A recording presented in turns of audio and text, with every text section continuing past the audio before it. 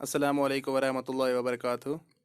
Dear students, आज जो हम टॉपिक डिस्कस करने वाले हैं वो है हॉलोज़ोइक न्यूट्रिशन। क्लास 10th के लिए बहुत ही इंपॉर्टेंट टॉपिक है क्योंकि आपके सिलेबस में जो न्यूट्रिशन इन एमोबा और न्यूट्रिशन इन ह्यूमन बींग्स है वो दोनों एग्जांपल्स हैं हॉलोज़ोइक न्यूट्रिशन की।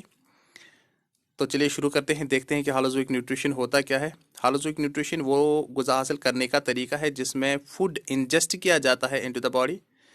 जब फूड इंजेस्ट हो गया बॉडी में तो उसे डाइजेस्ट किया जाता है by the use of digestive enzymes.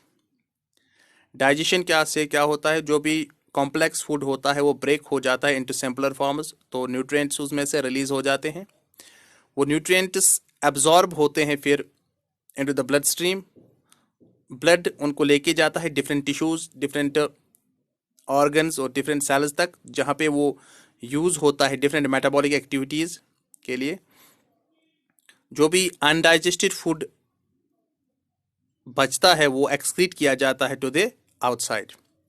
हॉलोज़ोइक nutrition के एग्जांपल्स हैं एमोबा, यानी एमोबा में जो न्यूट्रिशन होगा वो हॉलोज़ोइक न्यूट्रिशन होगा। फ्रॉग में जो न्यूट्रिशन होगा हॉलोज़ोइक न्यूट्रिशन होगा, और ह्यूमन बींग्स में जो न्यूट्रिशन होगा वो हॉलोज़ोइक न्यूट्रिशन होगा। मोस्ट ऑफ द एनिमल्स जैसे मैमल्स जो भी होंगे, रेप्टाइल्स हैं, एम्फीबियंस हैं, एव्स हैं, उन सभी में हॉलोज़ोइक न्यूट्रिशन परफॉर्म होता है। हॉलोज़ोइक न्यूट्रिशन 5 स्टेप्स पे डिपेंड होता है। तो चलिए देखते हैं क्या क्या स्टेप्स हैं जो हॉलोज़ोइक न्यूट्रिशन में फॉलो होते हैं। तो सबसे पहला स्टेप है इंजेशन, यानी intake of food into the body. Ingest of food into the body, body में फूड को दाखिल करना, उसे हम इंजेशन कहेंगे। ठीक है। अब डिफरेंट ऑर्गेनिज्म डिफरेंट मोड्स इस्तेमाल करते हैं फूड हासिल करने के लिए। अगर हम एमोबा की एग्जांपल करेंगे तो एमोबा क्या करता है, एमोबा फूड हासिल करता है थ्रू दी प्लाज्मा मेम्ब्रेन। लेकिन अगर ह्यूमन्स की बात करते हैं तो ह्यूमन्स फूड हासिल करते हैं थ्रू दी माउथ।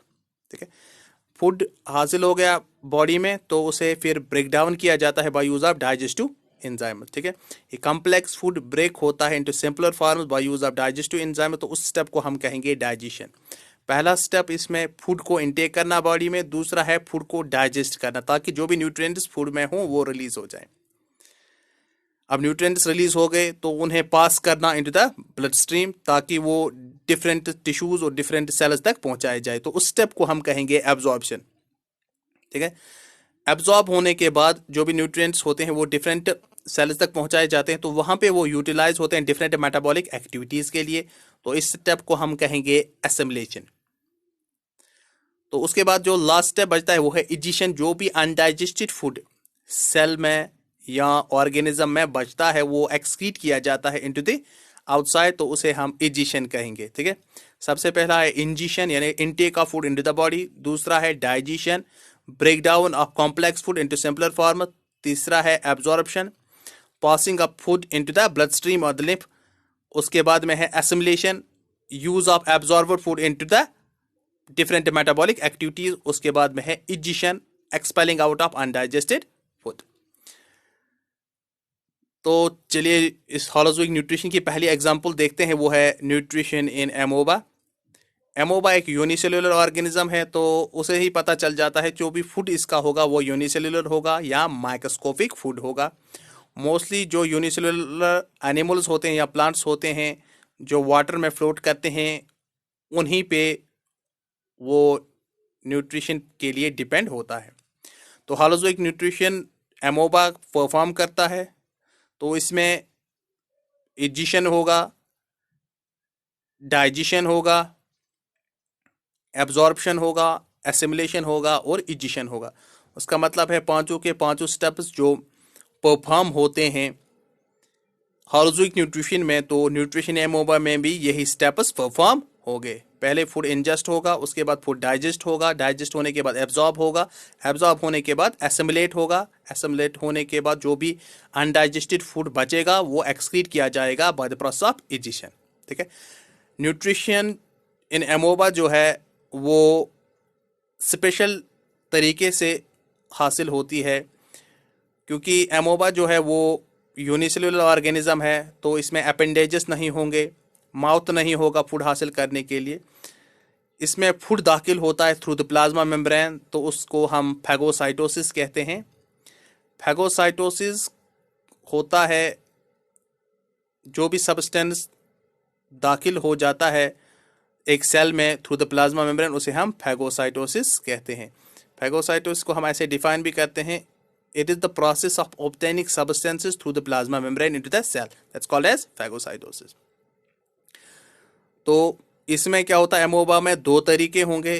पहले फैगोसाइटोसिस का पहला स्टेप जैसे होगा, फैगोसाइटोसिस में सेल के अंदर जो भी फूड हासिल होगा उसे हम इंडोसाइटोसिस कहेंगे, और जो भी अनडाइजेस्टेड फूड वहां से बाहर निकलेगा उसे हम एक्सोसाइटोसिस कहेंगे।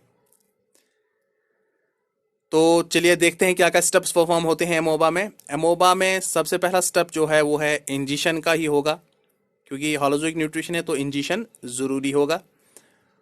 तो एमोबा को जब फूड सेंस होता है, यानी कि उसे पता चल जाता है कि फूड कहाँ पे है, तो वो क्या करता है, अपने जो सीडोपोडिया हैं वो एक्सटेंड करने लगता है। सीडोपोडिया फिंगर लाइक प्रोजेक्शंस होती हैं, वो प्लाज्मा मेम्ब्रेन की एक्सटेंशंस होती हैं, क्योंकि जो एमोबा है वो अपनी शेप को कांस्टेंट नहीं रख पाता, क्योंकि उसकी शेप चेंज होती रहती है, ठीक है।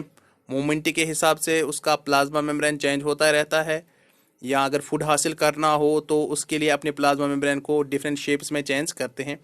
तो जब फूड एमोबा को सेंस होता है तो वो अपने प्लाज्मा मेम्ब्रेन को फिर ब्लज करने लगते हैं, तो फिंगर लाइक प्रोजेक्शंस परफॉर्म होती हैं, जिन्हें हम सीडोपोडिया कहते हैं।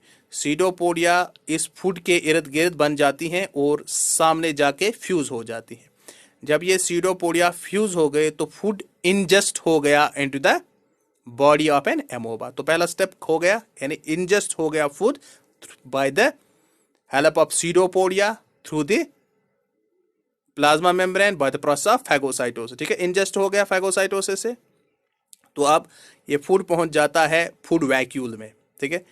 जैसे हमारे यहाँ स्टोमक होता है, तो जो एमोबा होता है उसमें फूड वैक्यूल होता है, जहाँ पे डाइजेस्टिव एंजाइम्स प्रेजेंट होते हैं जो रिलीज हो जाते हैं और डाइजेस्ट करते हैं डिफरेंट सब्सटेंसेस को।